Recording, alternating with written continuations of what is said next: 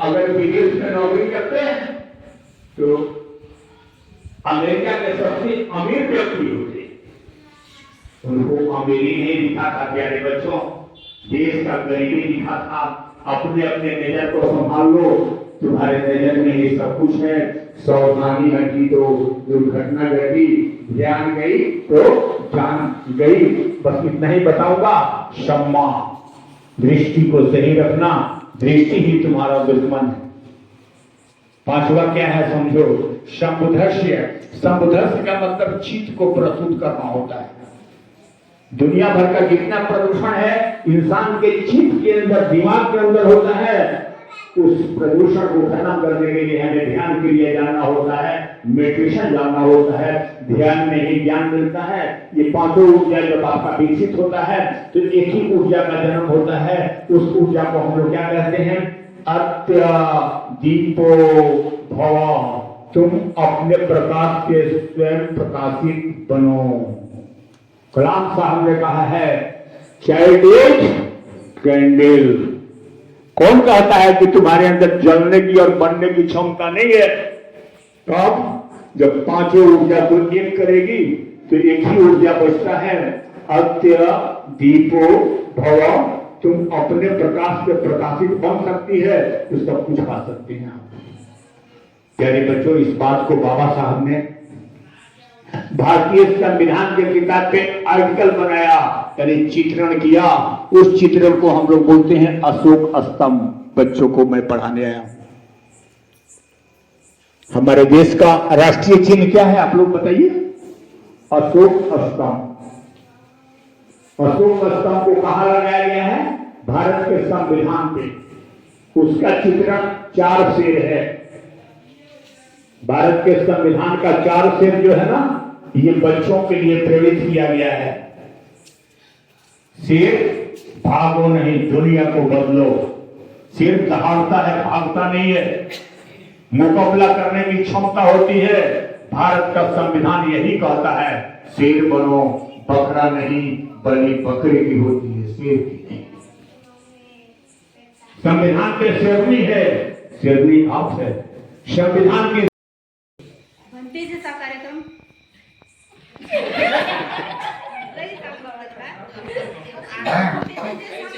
सगळं चांगलं वाटत, पण आपल्यात काय बंद धंदा बनवत होता. मास्तर लोकांनी थोडंसं जर इथं शिकवलं तर आणि चांगलं होतील, असे लेकरं घडतील असं माझं मत आहे. थोडंसं मला इतकंच येते, जास्त येईल. अच्छा, बहुत अच्छा, बहुत अच्छा.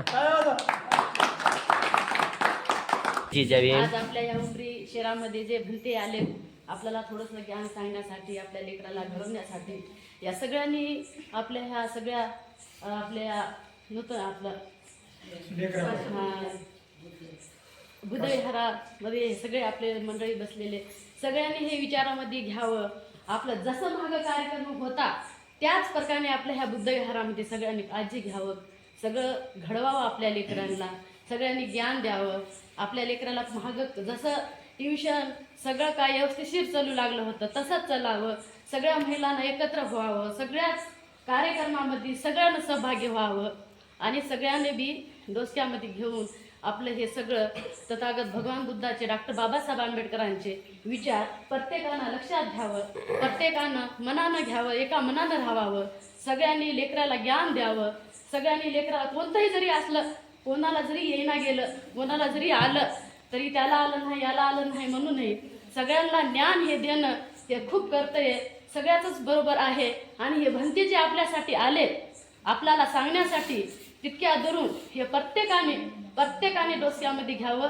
आपण इथं सगळे बसले त्याला, सगळ्या शिक्षक लोकांना सुद्धा माझी विनंती आहे की जसं आपलं बुद्धविहार पहिलं चालत होतं तसंच आता बी चलावं. मी एवढंच बोलतो, आपल्यामध्ये कोणत्याच गोष्टीचा भेदभाव करू नका. वरचं खालचं हे पिताडी खादाडी हे असे लोक म्हणू नका. सगळ्याला तुम्ही शिक्षक लोक घेऊन चला, सगळ्याला लक्ष द्या. कोण आलं नाही, कोण नाही याच्याकडे सगळ्यांनी लक्ष द्यावं, सगळ्या महिलांनी लक्ष द्यावं. कोणाला दुजाभाव करू नये. सगळ्या एका काळ्या झाडाखाली बसावं, सगळ्यांनी बुद्धविहारात यावं.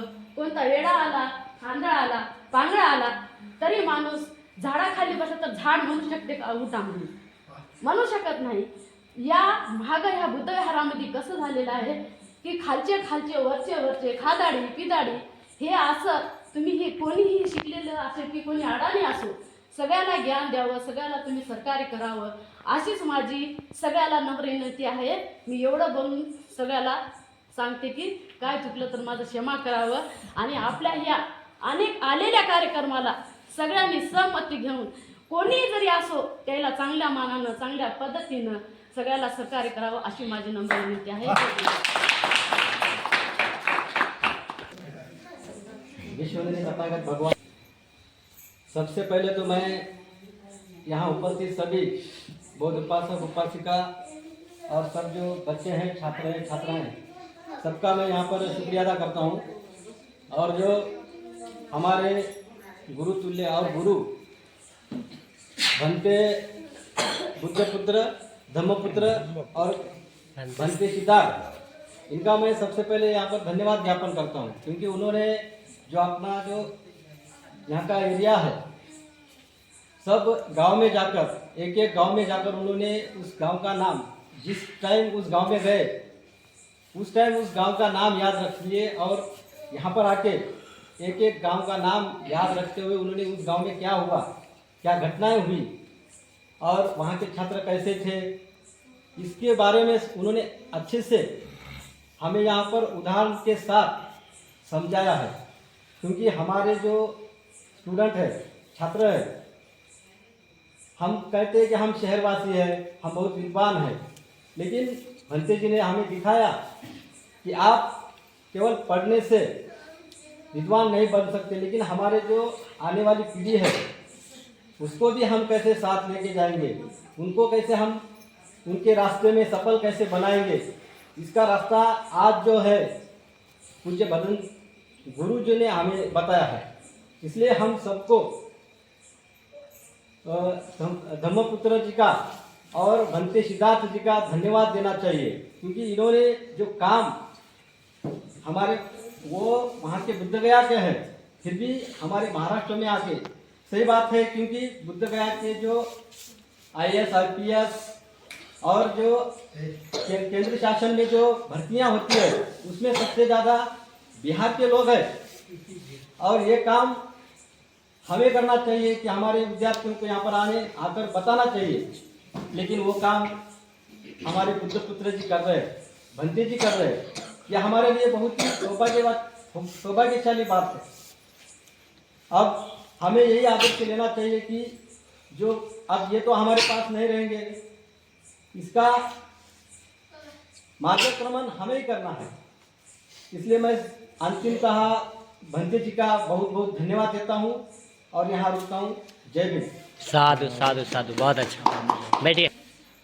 जी जी, साधुवाद, मंगल हो। सर्वप्रथम मैं बंते जी को नमन करता हूँ दिल से जी कि जी, आपने साधुवाद। उतने दूर से आके हमारे जो समाज को और यहाँ उपस्थित भाई बहन जो हमारे शिक्षक है, छात्र है, सभी को आपने अच्छी तरह से गाइडेंस किया। जो तथागत भगवान गौतम बुद्ध के विचार ज्ञान कैसे प्राप्त किए, उन्होंने कैसा त्याग किया, उन्होंने क्या सीख सिखाई, आप इस बच्चों को तुमने अच्छी तरह से सिखाया है। सही, बहुत अच्छा लगा हमारे को तुम यहाँ आए।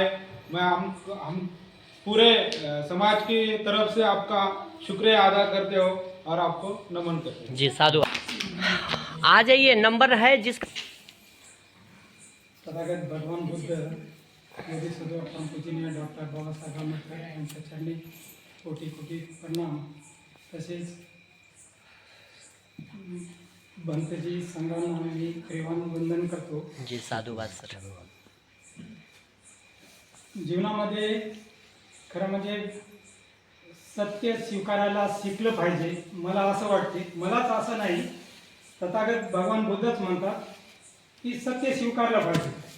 कोणी मी जरी माझं जरी चुकत असेल तर मी माझं चुकलं असं म्हणायला काही हरकत नाही। माझ्या घरचं जरी कोणती बायको असेल किंवा माझा लेकरं असतील, त्याने जरी चुकलं तरी मी चुकीचा आहे म्हणून म्हणायला काहीच हरकत नाही। त्यासाठी सत्य स्वीकारलं पाहिजे, कोणत्याही गोष्टीमध्ये माणसानं शिकलं पाहिजे। वडीलधारी माणसासोबत तर सोडून द्या, पण या लेकरांमुळं तरी त्यांच्या जीवनामध्ये हे 3 गोष्टी फार महत्त्वाच्या आहेत. एक, सत्य स्वीकारलं पाहिजे, कोणाचंही असो, किंवा आपल्या चूक जरी असेल तरी आपण चूक कबूल करायला पाहिजे. त्याच्यानंतर आपण एक डिसिप्लिन मध्ये राहिलं पाहिजे.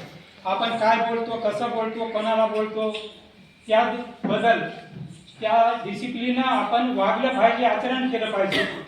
आणि नंतर तिसरं महत्त्वाचं आहे, काही कोणी जरी कोणत्या गोष्टी जरी कोणाला बोललो, आपण जे कार्य करत असो त्या कार्याला जर कोणी नावबोटं तर ठेवणारच आहे. कारण का तथागत भगवान बुद्धांना सुद्धा त्या टाईमला त्यावेळेस त्यांच्या काळामध्ये बी त्यांना नावबोटं ठेवत होते. आणि बोधिसत्व परमपूजनीय डॉक्टर बाबासाहेबांना आता आपण तर बघतोच, त्यांना सुद्धा नावबोटं ठेवतात.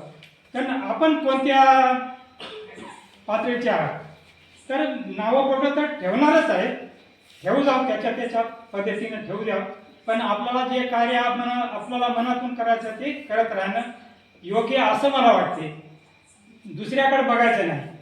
जे आपल्याला जे सत्य करायचं आहे, जे मनातून करायचं आहे, समाजासाठी, स्वतःसाठी, आपण स्वतःसाठी जर चांगलं केलं तर ऑटोमॅटिकली समाजासाठी घडत राहते, होत राहते. ते डोळ्यापुढे आपण ठेवून चाललं पाहिजे. आणि शिस्तबद्ध राहिलं पाहिजे जीवनामध्ये. कोणत्याही गोष्टीमध्ये उठता, बसता, बोलता, प्रत्येक वेळेस शिक्षण घेता वेळेस सुद्धा डिसिप्लिन राहिलं पाहिजे. आपण शाळेत जाते त्यावेळेस हुलडबाजी न केलं पाहिजे. मी कमीत कमी विद्यार्थी मित्रांना सांगालो, मी पाहतो दररोज, तुम्ही जर आतापासून जर डिसिप्लिन वागला तर तुम्ही तुमच्या जीवनामध्ये प्रत्येक घटनेमध्ये डिसिप्लिन राहाल, वागाल, तुमचं जीवन सर थोड़ा success शॉर्ट में करेंगे. होईल. एवढं म्हणून मी 2 शब्द ऐसे कैमरा स्टार्ट कर दिया. आप बताइए कैसे माइटिंग में कितना नंबर लाए? 10th में हाँ, 95%। तो मेरा आज के कार्यक्रम कैसा लगा उस पर बताइए 2 शब्द. आपका कार्यक्रम अच्छा लगा, लेकिन मुझे एक बात, मतलब मैं उस बात से सहमत नहीं हूँ। हाँ, वो है कि स्पर्धा परीक्षा एक ही करियर ऑप्शन नहीं हो सकती है। मुझे ऐसा लगता है कि हमको अपना करियर ऐसा चुनना चाहिए जिसके लिए हमारा मन, अंतर्मन जो है वो मतलब उसकी गवाही दे कि भी हम कर सकते हैं वो। तो मैं ऐसा मतलब बिलीव करती हूँ कि जिसमें अपनी खुशी हो और जिससे मानव कल्याण हो, जैसा बुद्ध ने कहा था कि आपका जीवन ऐसे व्यतीत करो जिससे मानव कल्याण भी हो और अपना जीवन बुद्धिमत्ता से जियो, तभी वो जीवन कहलाएगा और जीवन में ही तुमको मोक्ष मिलेगा। तो मैं उस चीज़ पे बिलीव करती नहीं आप जो तुम अभी तक बात करे क्लास 1 क्लास 2 ऑफिसर बनने का, और एक हमारी दीदी ने बात करके गई कि पहले बुद्ध विहार कैसा चलता था, क्या नहीं चलता था। अच्छा, हाँ, वो इसके ऊपर जो बात करी उन्हें, तो मैं 2019 में यहाँ का अध्यक्ष था। अच्छा, 19-20 में तो यहाँ बिहार में कम से कम 100 के ऊपर बच्चे यहाँ आते थे, उसका एग्ज़ाम होता था। मैं वहाँ नांदेड़ उधर उसका एग्ज़ाम कौन सा लिया, मैं बुद्ध ज्ञान सब बुद्ध आणि धम्मा ग्रंथ पढ़ के इनके कुंचस लेकर के निकाल के मैं 100 मार्क का एग्ज़ाम लेता था। कोई 50 मार्क, कोई 60 मार्क, कोई ऐसा लेता था। भंते जी आते थे। अब मुझे तुम्हारे को एक रिक्वेस्ट करने की है, आज तुम यहाँ कम लोग आए हैं, लेकिन कल तुम एक दिन हमारे को दिए तो मैं कल पहली से 10वीं तक 12वीं 11वीं सब बच्चे मैं रात में आना हूँ, और इसको पढ़ो, तुम क्या बोलने का बोलो। अगर तुम्हारे भाषण से उम्र का एक भी कलेक्टर बन गया तो तुम्हारा प्रवचन यहाँ सही हो गया, सफल हो गया। ठीक है, साधुवाद, नमन करता हूँ। जय। साधुवाद, बैठिए।